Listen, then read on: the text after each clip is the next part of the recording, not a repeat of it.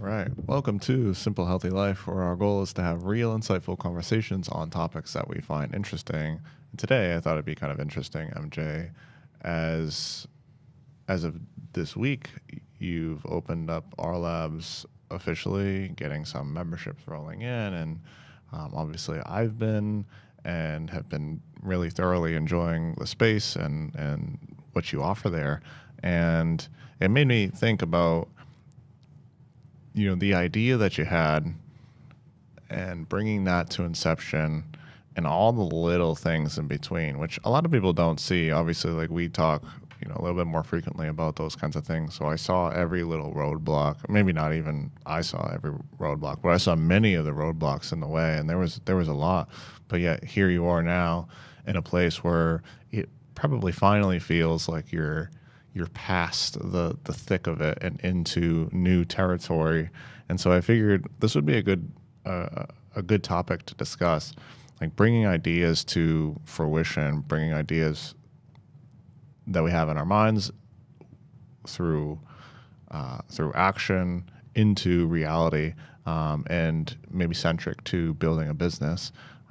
But yeah, I guess like how do you feel now that it's finally up and running? Yeah, great. Thank you. I feel good. I feel accomplished. Feels good. I do. I feel like there's so many next things to do and happen.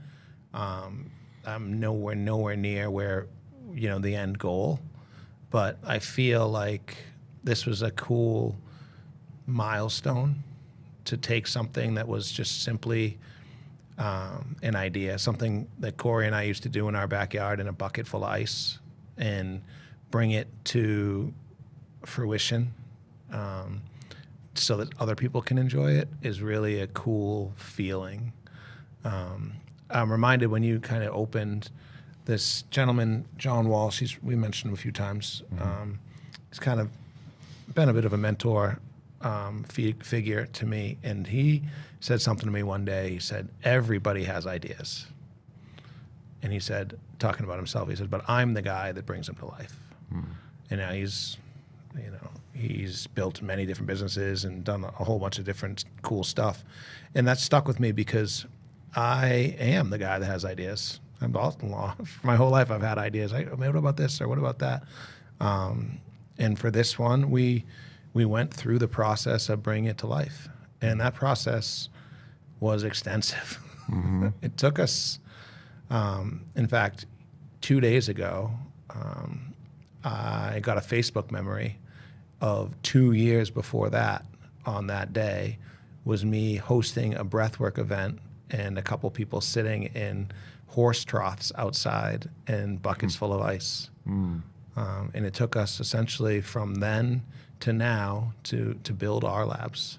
Yeah, that's so cool. I love that idea, and I know that Jason Caldas kind of talked a little bit about that too, and we had him on about how he, a lot of like his gym started with boot camps in Buttonwood Park, right? Like all his whole empire essentially kind of started there, and those are the things that I think that people often miss, like how seemingly inconsequential is it to hold a workshop, right?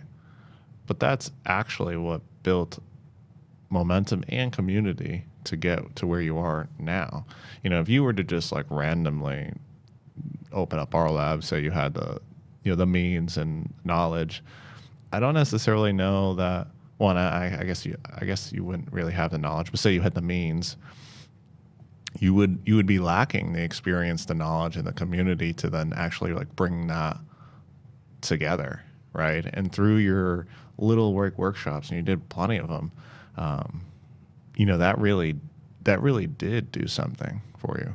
Definitely. Yeah, it did. It taught me quite a bit. What it taught me most of anything was that there's a market. And people leaving those workshops would tell me, or the next day they would say, man, I felt so good after that.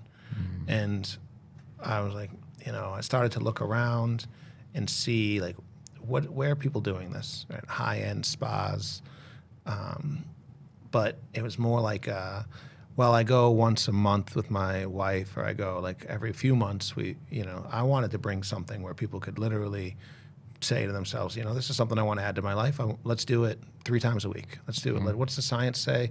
And what's really cool is a lot of people, because it's become kind of almost mainstream in some ways, people are now saying like, okay, well, what's the science say? And 4 to 7 times a week in the sauna, 11 minutes a day, 11 minutes a week in the cold tub. Like, okay, well, if that's what it says, that's what I want to do. And we built a place where people can do that now, which I'm really proud of. Right.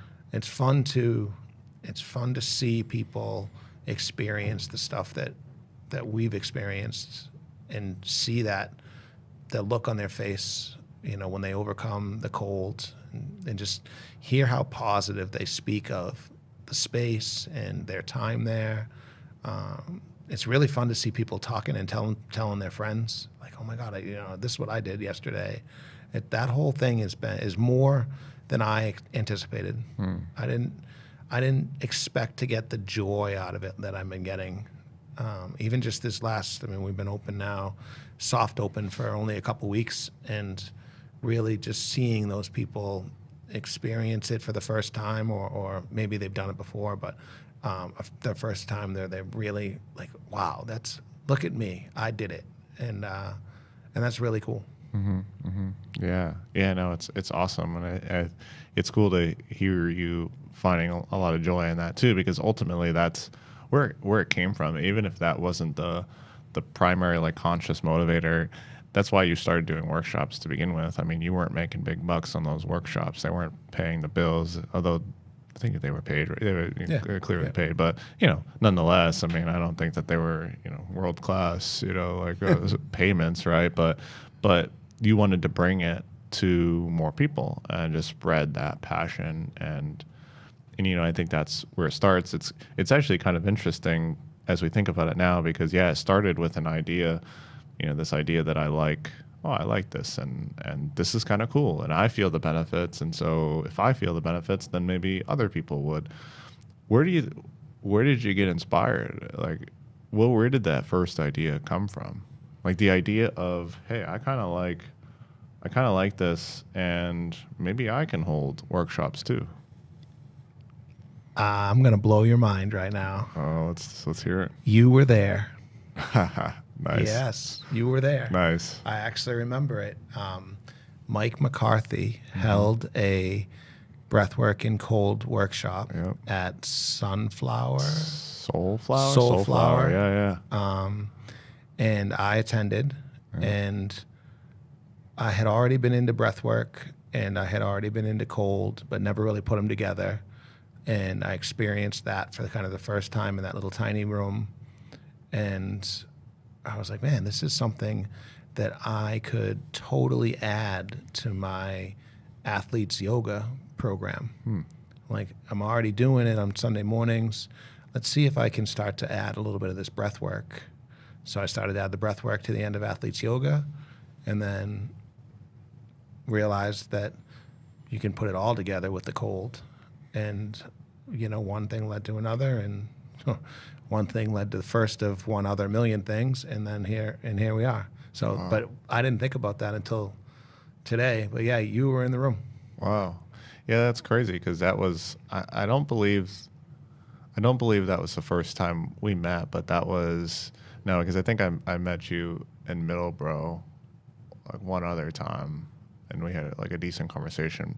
But that was the first time we like had a real conversation, and I remember thinking, hey, MJ is pretty cool, nice vibe. So that is really interesting too, because that was definitely a little out of both of our wheelhouses to go to this. Why did you end up going? I don't know. I think it was just something where I was going to support Mike, I'm pretty sure. He had come up to Brick Road a few times, and I was interested in that type of stuff. And I think that was it. I was just going to show some support and challenge myself a little bit. Yeah, that's, and I hadn't thought about it. So this is, as you guys know, we don't really think about or talk much about these topics beforehand, because we want them to be genuine and authentic and And that's a genuine, authentic response. Yeah, I don't. Yeah. It's what a strange thing to have happened. Huh. Yeah, yeah. I mean, I love that idea though, like the idea of like these little things that you don't know, you know, all right, you could have easily not supported Mike in that day. I mean, you, as far as I know, I mean, sorry if he's listening, I doubt it, but I don't think you like are super close to Mike. You just kind of, you know about him. You've trained with him a couple times, so like loose acquaintance, right? And you could have easily been like, hey, I'll get the next one, especially because it was a little out of your way. I mean, it was like 30, 45, 40 minutes. You know, it was out of your way. But that little thing, that little experience, not only connected you and I. That was like basically the start of our connection. But it also propelled that thought or generated the thought like, I can start incorporating some of these tactics too. If Mike can do it, why can't I do that? Yeah, that's interesting. And then as I started to build it and started to notice, like I said, the way people responded to it was really what kept me motivated to keep going. And then I've always wanted to have a space that made it feel more official. It's like, it's one thing to bring people in and invite them to try it, sitting outside in a bucket full of ice, which is sometimes even more fun in my opinion. But it's another thing to build something where people are like, wow, this is really beautiful space. And what I think is funny about this journey is I am not somebody that it would put themselves down as like building spaces. Like I could walk into a room 100 times and not notice, the floor, the rug, the paint, the ceiling, the lighting. So when we started this process, and we actually, it's like I went from an area where I thought I knew everything there was to know, right? And that's kind of an overstatement, but like I thought, okay, I understand the way that the body works, I understand the breath, I understand what the cold does, I understand how the sauna works, I understand, all of these things. But now you take all of that stuff you understand and then put it aside and then go and learn about what it takes to waterproof a floor, what it takes to install a sauna that is now an infrared sauna. One of the cool things I learned about was what it takes to build our intentional rinse. We have that valve that turns it off after 1 minute automatically, so you can really spend 1 minute like with your intention, with your thoughts, and like what that looks like, and how to go and source one of those valves and find it. And these are the things that I just had no idea about. Right. Then once we got through that, which we just got through that after a year of building permits, which I knew nothing about, and inspectors and inspections, which I knew nothing about, then you get to add in website building in software development and finding the right software provider to make sure that it does the things that you want it to do. And these are all areas that until I did it, I had no idea about. Marketing, thankfully. With that part, I still don't really know much about it. They farmed that one out pretty quickly, which I'm grateful for. I know what I like and I know what I don't like, but I still struggle with, what to do next in that regard. Right.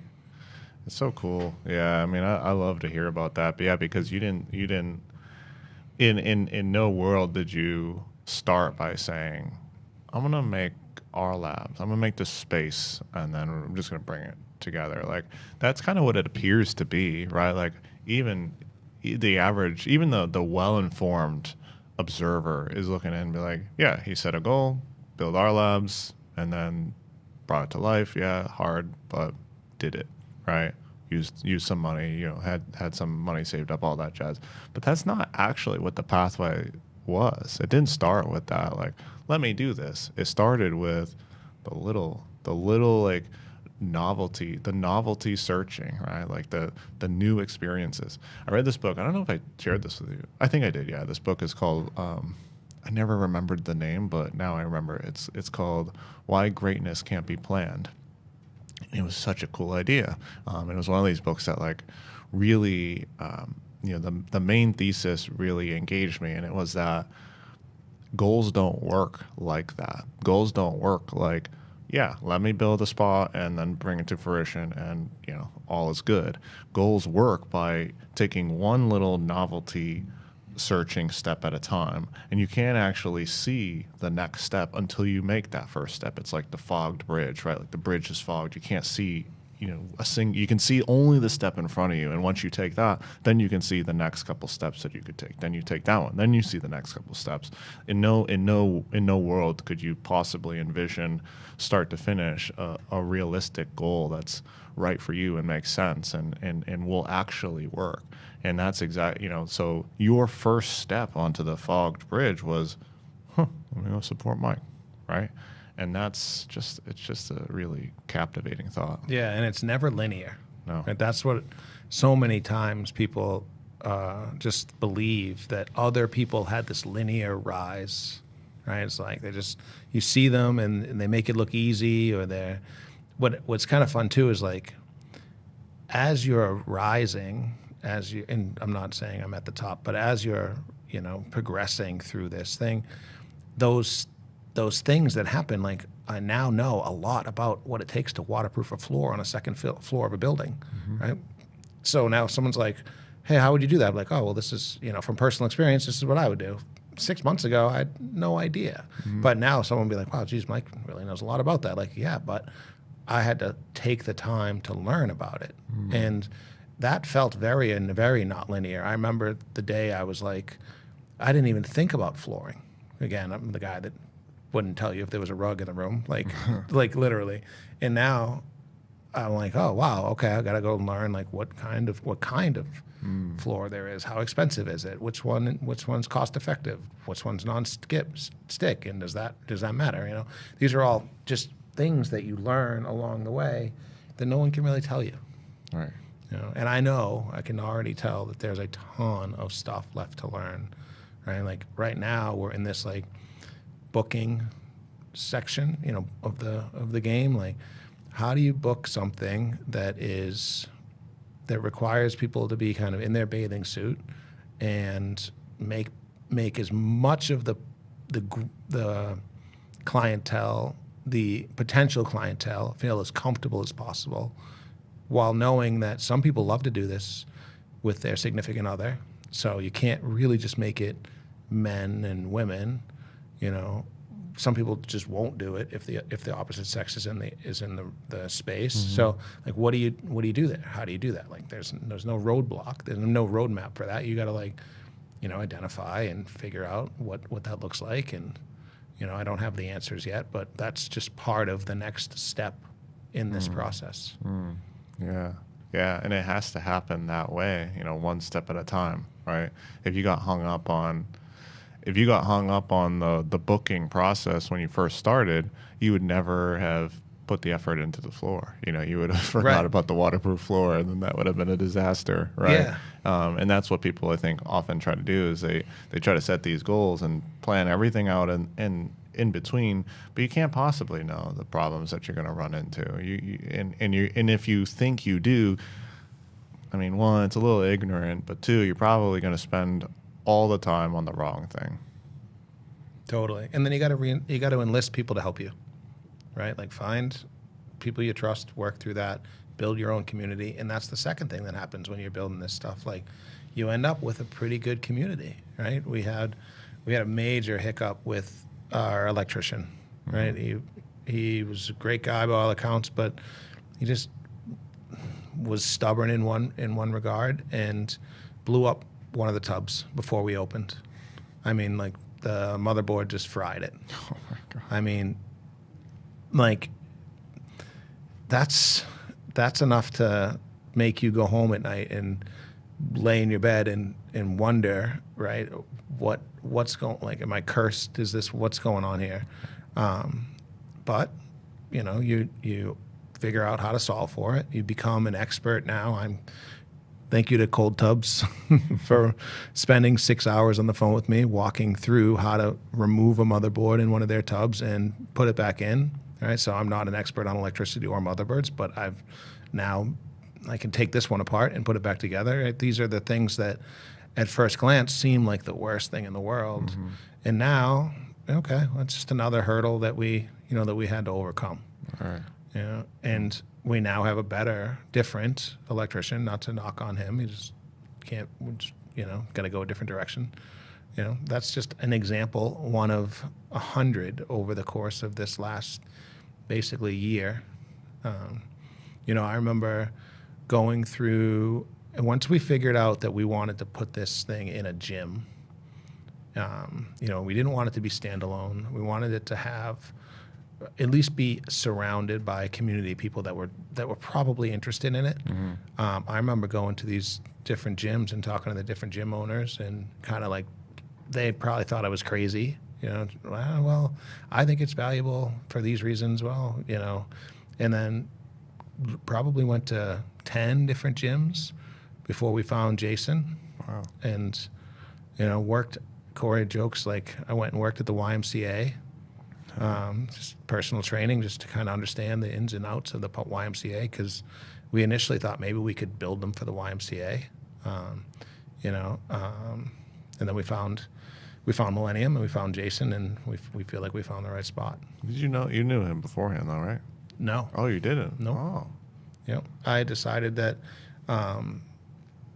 I was interested in doing this, and that I would move over and do my personal training, because of my personal training clients, out of Millennium, and I would bring them over there, and we kind of started the process of where in the building it might work and what that looks like. And really, kudos to Jason for just believing in us. And then we figured out the space that we were going to do it in, figured out the terms that we would, agreed upon, and then, started the process of actually building.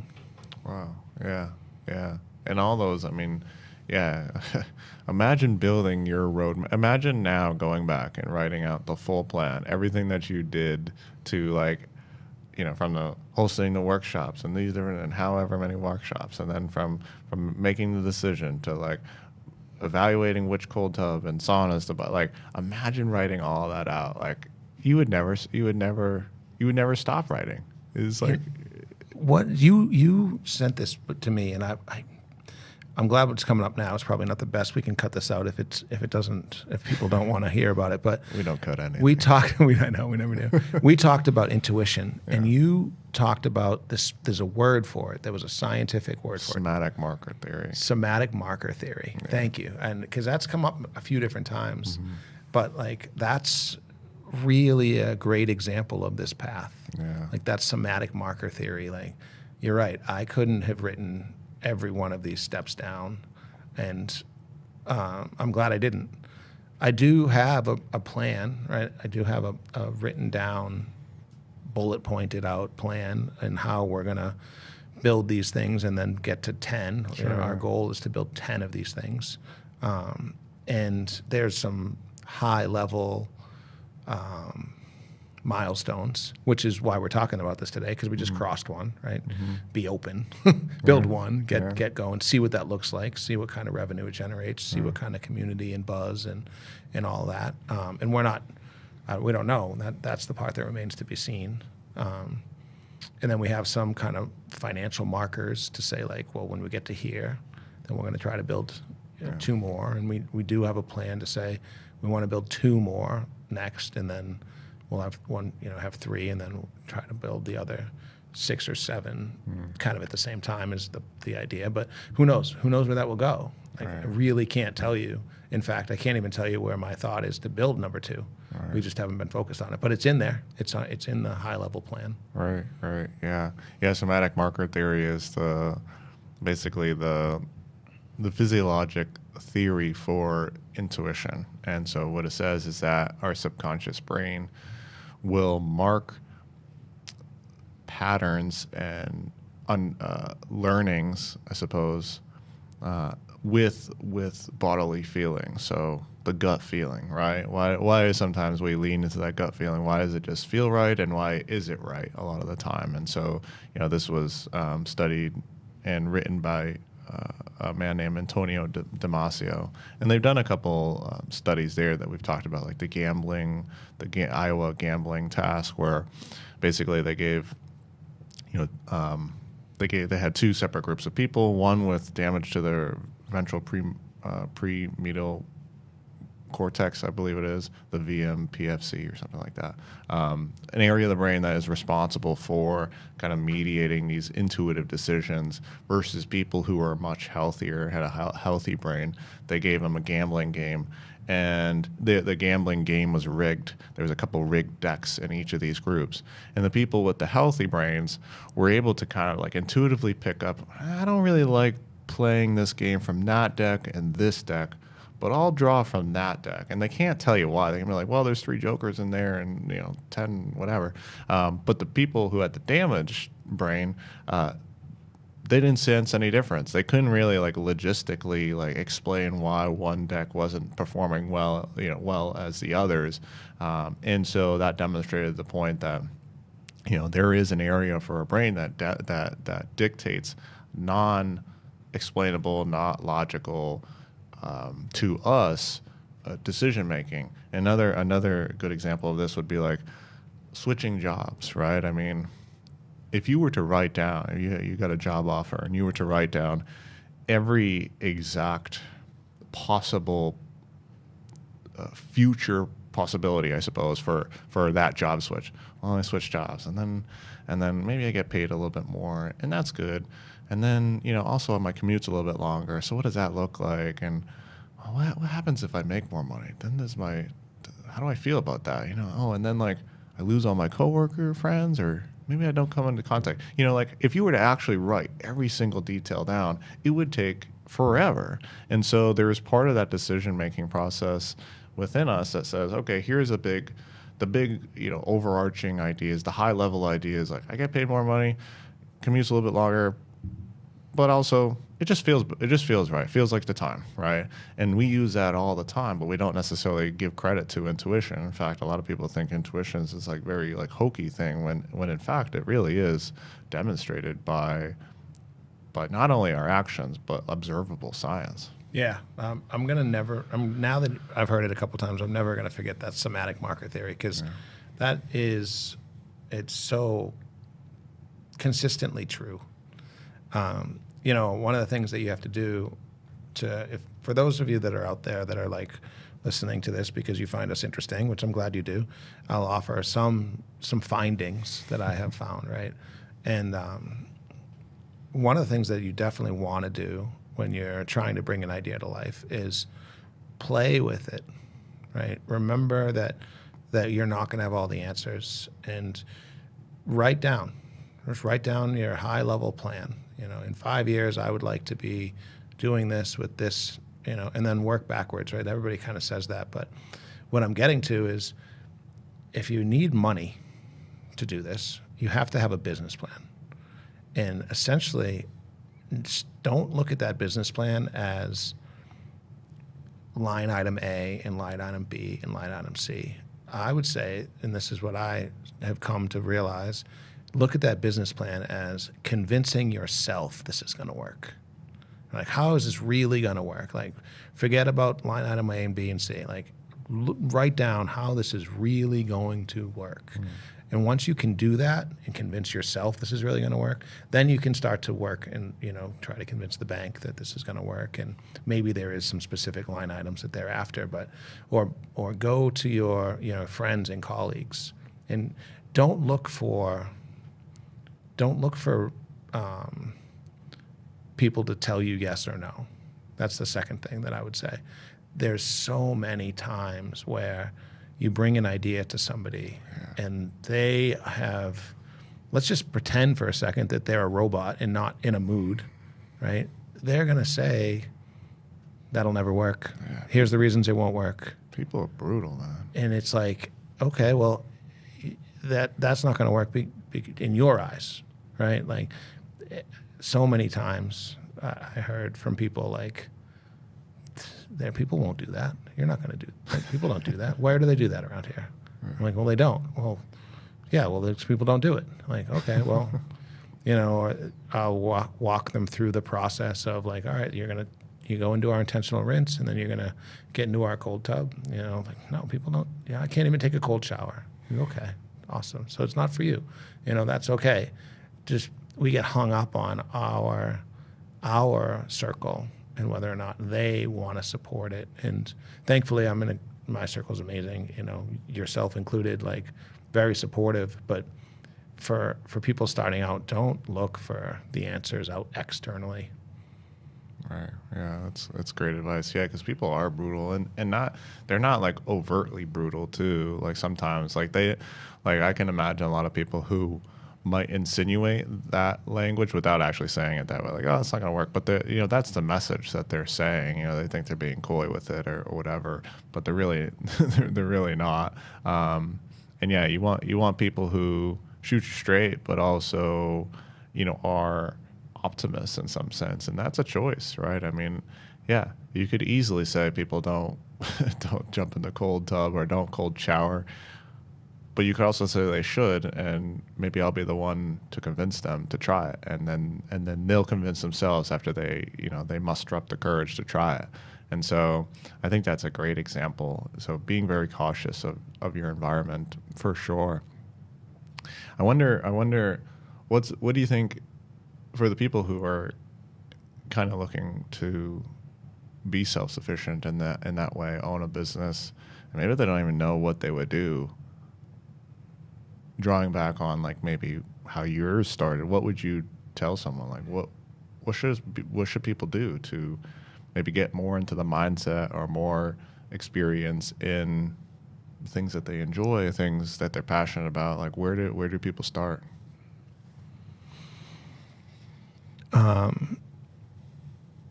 I don't know if we've talked about this or not, but did we talk about Jeff Bezos, his journey through developing Amazon? Bezos. Sorry. Yeah. No, we didn't know. Okay, so he had a good job, Yeah. and before he started, and he went to his boss and he presented this Amazon internet bookstore, Yeah. and the guy looked at him and was like, "What are you doing? You got this great job. Like, what could you possibly hope to accomplish that's better than this job with your Amazon bookstore online?" Right. So he went home and he came up with this theory that was essentially it was regret.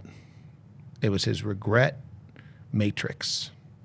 Which thing will I regret less when I'm older? And he said, like, when I turn 60, which path will I have less regret with? And he said, you know, I'll have less regret by trying this path than I would if I never tried it. And I think that's a really interesting statement. And I think it's a really interesting thing for people to sit with for a few minutes, right? Don't try to come up with the answer, but just sit and say, like, you know, I've had this idea rattling in my brain forever.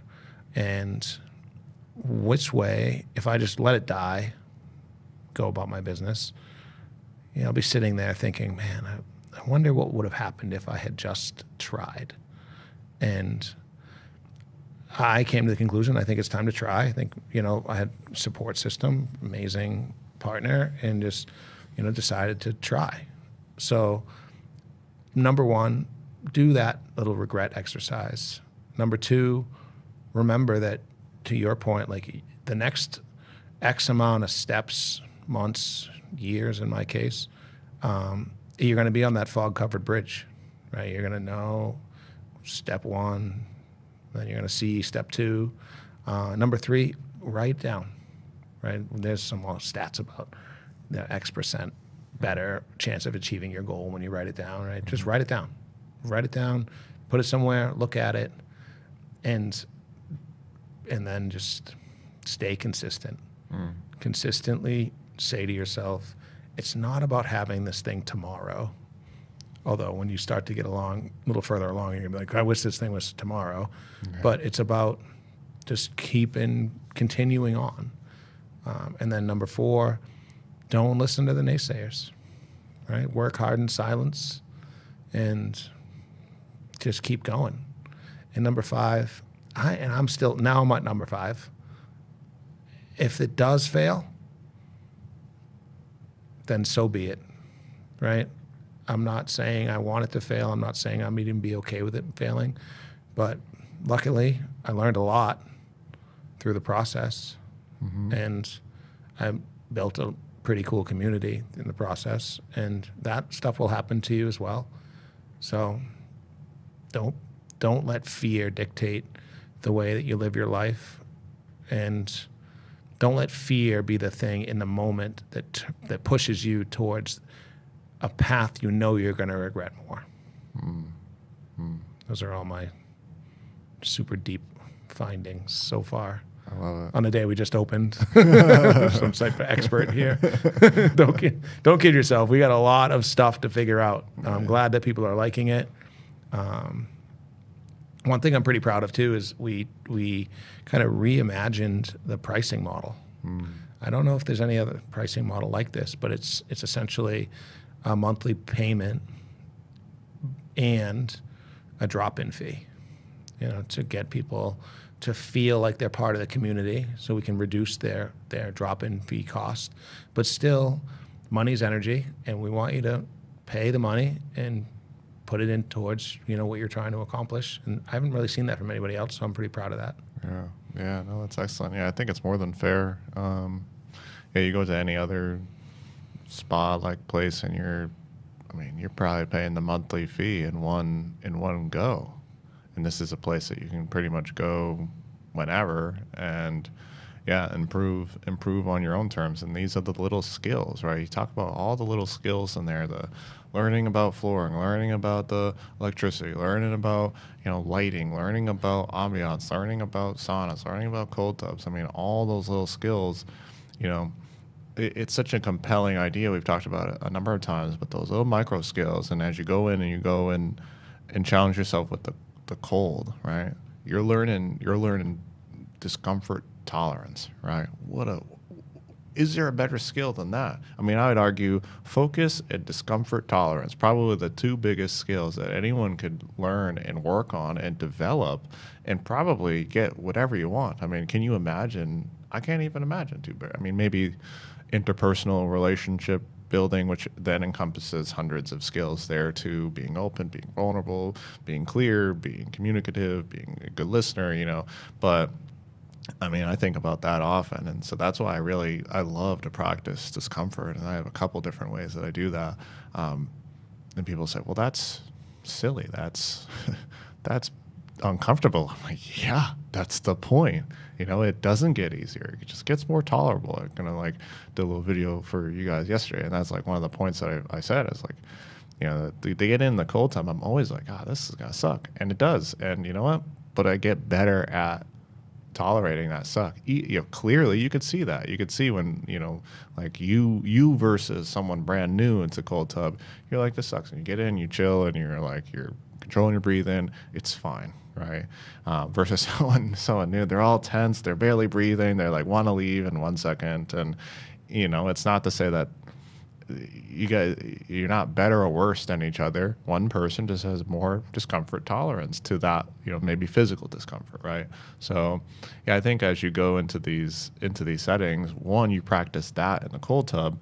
And there's myriad health benefits to the cold tub, and all of that's been well studied. But two, then the sauna, which I'd argue feels great. I don't know if that's necessarily a discomfort tolerance thing, especially right after the cold tub. What a feeling. This is the best feeling in the world. But then there's myriad health benefits there too, the heat shock proteins and blood flow and reduction in all-cause and cardiac mortality. I think it's such a good space that you've put together because it combines both mental resilience and physical health. Yeah, thank you. That's very well said. That's exactly what we were after. That's the R labs in all of it, right? We couldn't settle on just one thing. We were we want to help it be better for you physically. Well, we want to find a space that's better for you mentally. Well, we want to create a community. We're how do we name this thing? And we were sitting on the beach, and we had started to think, and our labs, and it's definitely a play. You guys have heard me say this before. It's definitely a play on Boston, right? Being from Boston, because we don't have our R's. And But it really is. It's that resilience, that refresh, that reset. It's all of the R's that you can think of. And now the cool part for me is building the community and teaching people a little bit about sauna culture. Right, sauna culture is kind of a cool space because, for those of you that don't know, like in the sauna traditionally, it's not necessarily like a whisper policy, but it's a leave your stuff out of the sauna policy, right? So many times we meet people like, oh, what do you do, right? That's not a sauna question. Whatever you do is out there. It's someplace else, right? It's how are you today?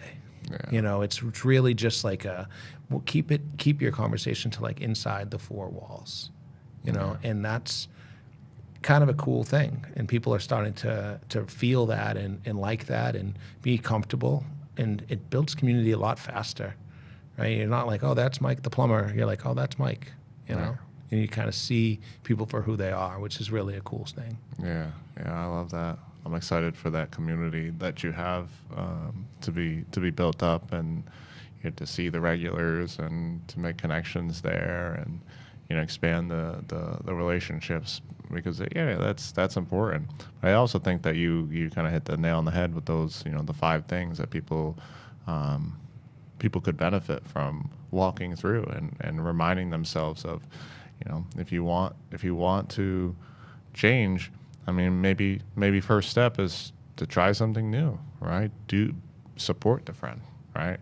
Be engaged with the community, you know, go meet someone new and see what they're into. And then you don't know that, oh, well, maybe I like that thing that they introduced me to. Worm charming. Did you guys know that worm charming is a hobby? I found that out the other day. Explain. So they go to these worm charming basically is when you take like some sort of object, and there's plenty of different objects that people will use and find that they enjoy, but you go to a ground, like a wet grassy ground area, and you make this like rhythmic kind of pattern, sound wave pattern, using the objects, or you tap the ground in a specific way, and then the worms like rise to the surface, and depending on the objects that you use and your touch and your skill, you can actually get potentially hundreds of worms coming up to the top. And they have these like big competitions, and they put like 100 people on a field, and they cut the field into like little squares. And so when you go and you sign up for one of these things, you go and you get your bucket, your worm bucket, you bring your worm charming ingredients, kind of like snake charmer, they use the flute or whatever, like worm charming kind of instruments, and then you go to this field, and when they sound the alarm, everyone gets to beating their drum or shaking their rattle or whatever that, you know, whatever the object of choice is, and they start coaxing the worms to the top. And when they come to the top, they pluck them, put them in their bucket, and then at the end they count who got the most worms. And I just found that to be like astounding. Who would have thought? Wow. There's so many things that I want to say there. I mean, I'm immediately taken to the movie Dune, right? Like that's like makes sense to me for some reason. Yeah. And then I started thinking about like a stocked pond. Mm-hmm. Like, do people put worms in there? Like they go out like a week before and they just dump them. Like I don't know. Perhaps they do. I don't know. But then the thing that resonated me with the most is it's actually something that Rogan said. He said, there are people that dedicate their whole lives to shit you've never even heard of. Right. And that's definitely one for me. Yeah. So, yeah. And I'm not saying people dedicate their whole lives to it, but they find it interesting. They find it interesting enough to group together and band together and create a community. Yeah. That is, I learned something new today. Right. And it's so true. Yeah. I mean, everyone has their thing, you know, like a lot of people don't know what jiu-jitsu is. And here I am doing jiu-jitsu, 50% of my life is jiu-jitsu, right? Which is like nuts. I mean, maybe not 50%, but it's a huge portion of it. And, you know, I mentioned that and people are like, oh, okay, so yeah, my son does karate. I'm like, okay. I do recognize that. You know? And so, yeah, I think it's super cool. And yeah, I mean, just put the time in to find something new, try something new, novelty search, and bringing back that book, Why Greatness Can't Be Planned. They've actually they made some correlations to AI, and what they know about AI and large language models is that it actually doesn't learn best with objective based goals. So if you give an AI like some sort of model to like a maze or something, you give some AI model a maze and you say, all right, go find the end of this maze, right? It will know where the end is, and it knows where the start is, and it tries to go through the maze. And a lot of these models get stuck at the closest point to the exit of the maze, but get stuck on a wall, right? And so as they run their simulations, it might eventually find, but through many of the simulations, it actually gets stuck at the closest point towards the exit. So you're thinking, okay, if I want to go from point A to point B, the easiest way is a straight line, just go right there. And that's what a lot of like AI models will do. But actually, they find that the models that learn the fastest are the ones programmed for novelty search. So find new things. And so each repetition, it's not getting stuck on the same wall because it went from point A to point B, the shortest route from point A to point B. It actually looked for something new along the way.